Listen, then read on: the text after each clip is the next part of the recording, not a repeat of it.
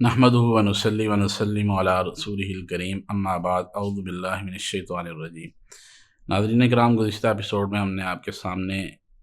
یہ بات رکھی تھی کہ تکبر کی قسم جو ہے وہ ایک بڑی خطرناک قسم وہ یہ ہے کہ لوگوں کے ساتھ معاملات کے اندر تکبر اختیار کرنا۔ اس کی ہم نے پہلی قسم یہ بیان کی تھی کہ جو لوگوں کے ساتھ معاملات اختیار کرنے میں انسان تکبر کرتا ہے وہ یہ ہے کہ کسی کو اس کے حسب نسب، قوم، وطن، قبیلے یا ذات پات کی وجہ سے حقیر سمجھنا، اور اپنے آپ کو اپنی ذات پات یا قوم، قبیلے یا وطن کی وجہ سے یا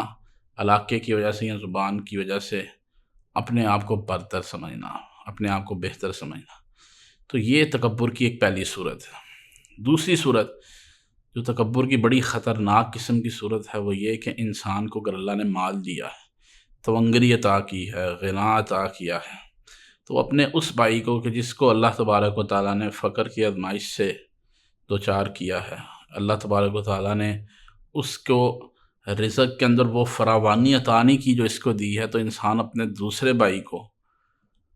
اللہ تبارک و تعالیٰ کی اس تقسیم کی وجہ سے حقیر سمجھے۔ یہ بڑا ہی خطرناک بیماری اور بہت ہی جو ہے وہ کیا ہے، ایک تکبر کی ایک سنگین صورت ہے، کیونکہ اس میں سب سے پہلے یہ بات سمجھنی چاہیے، اگر آپ کو اللہ نے زیادہ مال دیا، اس میں آپ کا کوئی کمال نہیں، اور اگر اللہ نے اس کو جو ہے کسی دوسرے مسلمان کو جس کو اللہ نے فقر میں رکھا ہے، اللہ نے اس کو مالی طور پہ تونگری عطا نہیں کی، تو اس کے اندر ضروری نہیں کہ اس کا کوئی قصور ہو۔ اس لیے یہ بات سمجھنی چاہیے، کیونکہ اللہ تبارک و تعالیٰ نے قرآن مجید میں خود یہ بات فرمائی ہے۔ اعوذ باللہ من الشیطان الرجیم، قل ان ربی یبسط الرزق لمن یشاء من عبادہ ویقدر له۔ اے نبی آپ کہہ دیجئے، بے شک میرا رب جس کے لیے چاہتا ہے اپنے بندوں میں سے، جس کے لیے چاہتا ہے رزق کے دروازے کھول دیتا ہے، رزق کو کھلا عطا کرتا ہے، اور جس کو چاہتا ہے اللہ تبارک و تعالیٰ رزق کے اندر اس کے لیے تنگی رکھتا ہے۔ تو اس لیے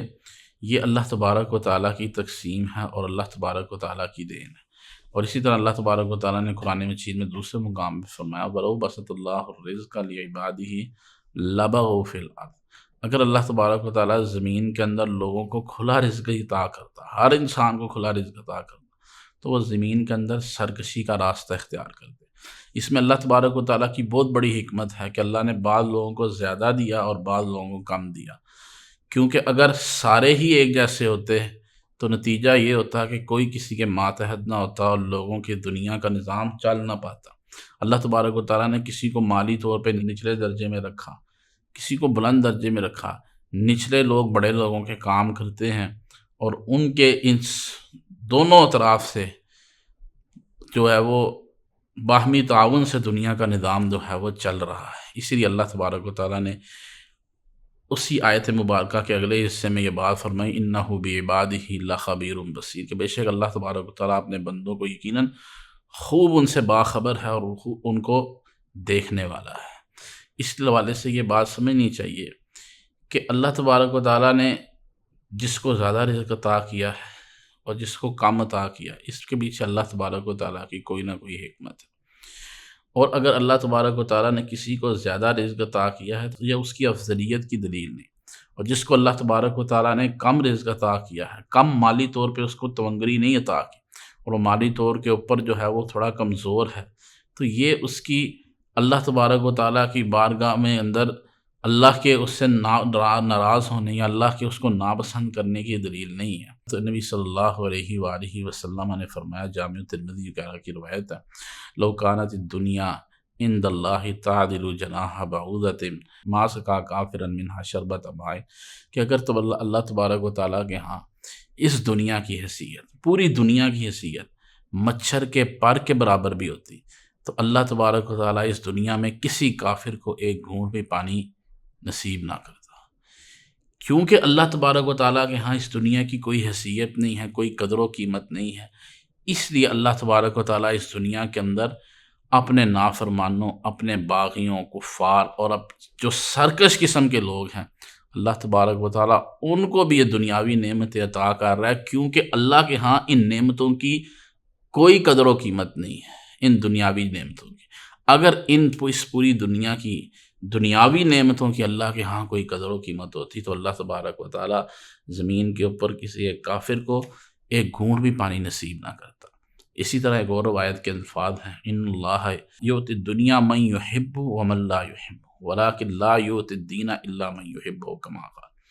کہ اللہ تبارک و تعالیٰ دنیا اس کو بھی دیتا ہے جس سے اللہ تبارک و تعالیٰ محبت کرتا ہے، اور دنیا اس کو بھی دیتا ہے جس سے اللہ تبارک و تعالیٰ محبت نہیں کرتا،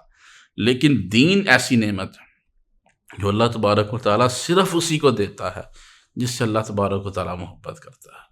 اس لیے یہ بات سمجھنی چاہیے، کسی کو کوئی مالی طور کے اوپر اللہ نے فوقیت دی ہے تو یہ اس کی اللہ کے ہاں افضلیت کی دلیل نہیں ہے، اور جو مالی طور پہ کمزور ہے اللہ کے ہاں اس کے درجے کے ہلکے ہونے کی دلیل نہیں ہے۔ سیدنا ابوبکر صدیق رضی اللہ تعالیٰ عنہ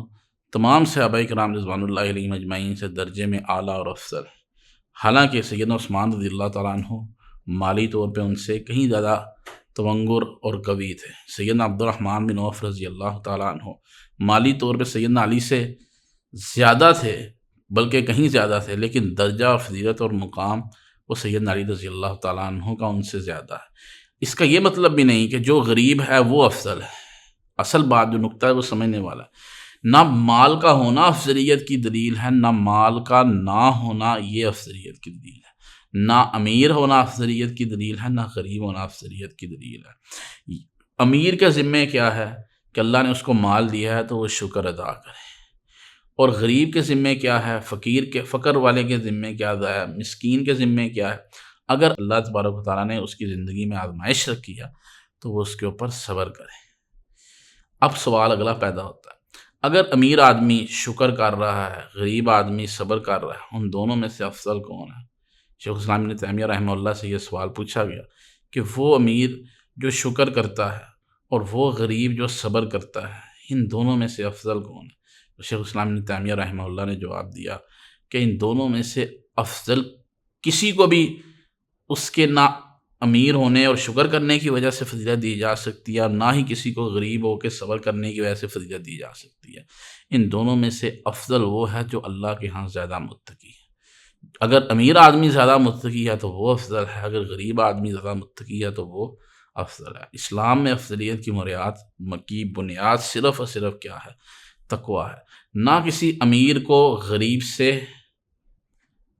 کے اوپر تکبر کا اظہار کرنا چاہیے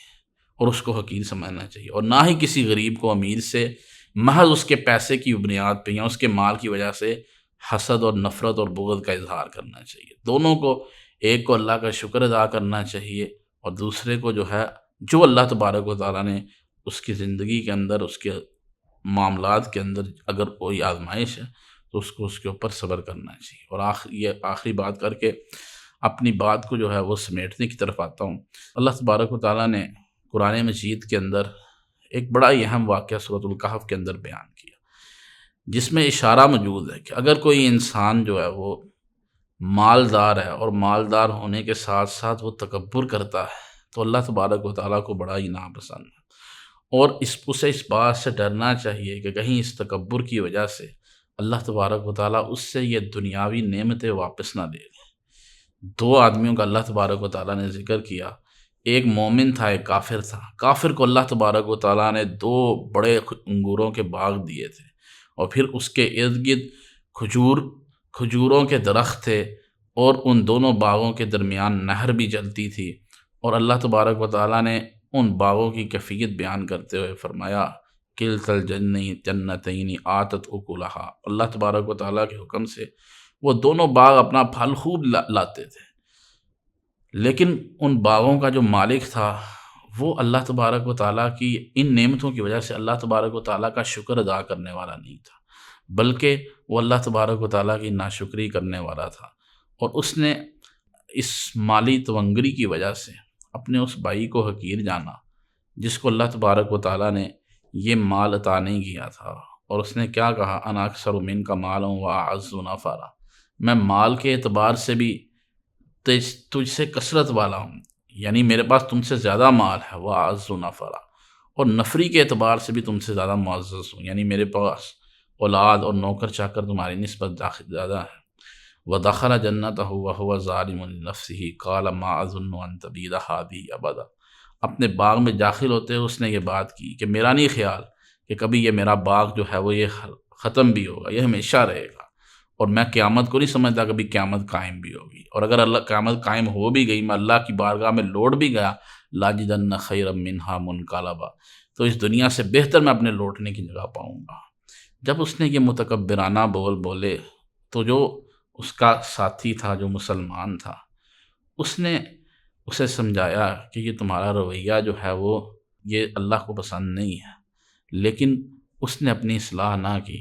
اور نتیجہ یہ ہوا فَأُحِيطَ بِثَمَرِهِ فَأَصْبَحَ يُقَلِّبُ كَفَّيْهِ عَلَىٰ مَا أَنفَقَ فِيهَا۔ اللہ تبارک و تعالیٰ کے حکم سے اس کے باغ کے پھل کے اوپر کوئی آسمانی آفت آئی، آگ آئی، یا ہوا اور آندھی چلی، یا بارش تھی، کیا تھا قرآن مجید میں اس کا بیان تو نہیں ہے، لیکن بہرحال آسمانی آفت کی وجہ سے اس کا سارا باغ اور سارا جو ہے وہ پھل اور جو کچھ اس کی محنت تھی، جو کچھ اس کی انویسٹمنٹ تھی، جو کچھ اس نے باغ پہ لگایا تھا، وہ سب کا سب ضائع ہو گیا۔ وَأَصْبَحَ يُقَلِّبُ كَفَّيْهِ عَلَىٰ مَا أَنفَقَ فِيهَا، جو کچھ اس نے باغ پہ خرچ کیا تھا اس کے اوپر وہ افسوس کرتا رہا اور اپنی ہتھیلیاں مل رہا تھا۔ تو یہ اس بات کی دلیل ہے کہ اگر انسان دنیا کے اندر اللہ تبارک و تعالیٰ کے دیے ہوئے مال کے اوپر شکر ادا کرنے کی بجائے اگر فقراء کے سامنے تکبر کا اظہار کرتا ہے، ان کو حقیر سمجھتا ہے، تو اس کا نتیجہ بڑا ہی خطرناک آخرت سے پہلے دنیا ہی کے اندر اس کو دیکھنا پڑ سکتا ہے۔ اللہ تبارک و تعالیٰ سزا کے طور پہ اس سے یہ دنیاوی نعمتیں واپس لے سکتا ہے، کیونکہ یہ نعمتیں کس نے دی ہیں؟ اللہ تبارک و تعالیٰ نے، انسان کا کوئی کمال نہیں ہے۔ اس لیے ہمیشہ ان نعمتوں کے اوپر رب کا شکر ادا کرنا چاہیے۔ جن لوگوں کو اللہ نے یہ دنیاوی نعمتیں نہیں دی ہیں ان کو کبھی بھی حقیر نہیں سمجھنا چاہیے، بلکہ اپنے مال سے ان کی مدد کرنی چاہیے۔ وآخر دعوانا الحمد للہ رب العالمین۔